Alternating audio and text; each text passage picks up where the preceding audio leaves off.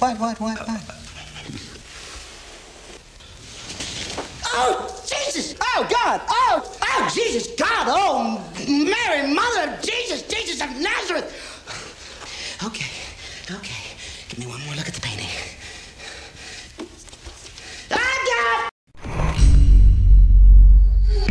What's up guys, Sal here. So Google made the Pixel 3 and 3 XL official yesterday, and as expected, the whole event was disappointing to say the least, even though some genuinely cool software side features were announced. The whole keynote was a joke. I had very low expectations and felt massively underwhelmed. I guess they sort of wanted to be done with it, considering we basically knew everything about the devices at this point, but it felt like they themselves weren't proud of what they'd made this year. No mention of the hardware specs, the Pixel 3 XL didn't get a single mention, and boy did they try to hide that ridiculous notch every time the phone was on screen. Google's really ashamed of that notch. They were hiding it as much as possible during the event. I think they spent like 5 or so seconds on it in the keynote, only to say it's edge to edge now, then hurriedly moved on to spending most of the remaining time on camera features. Most of the promotional shots and press renders focus only on the backside of the device.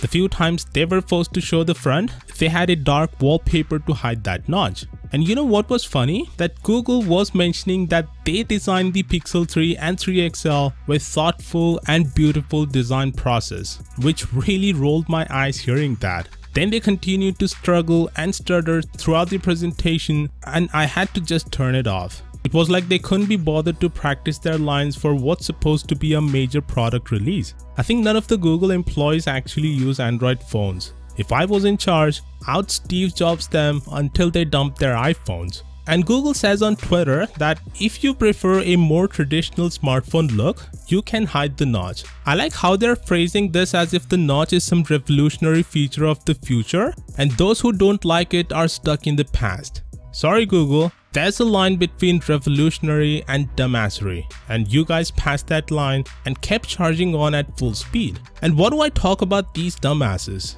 Seriously, DisplayMate just realized that the best way to get publicity is by awarding every new major phone the title of the best display. Google just went from one of the worst displays last year to the best display this year. Wow, that is so believable. The DisplayMate website is full of crap. I made a video a few days ago on how they can give you the best display award if you can slide in enough money. And you know what? The worst part of them all is that these phones cost way more than they deserve. The Pixel 3 costs $800 and the 3 XL $900. $900 for no headphone jack, hideous bathtub notch, average battery, and only 4 gigs of RAM and 64 gigs of storage. This whole event felt like they were trolling us. Sometimes I wonder, how did we get from the design on the Nexus 5 to this? Seriously Google, what happened?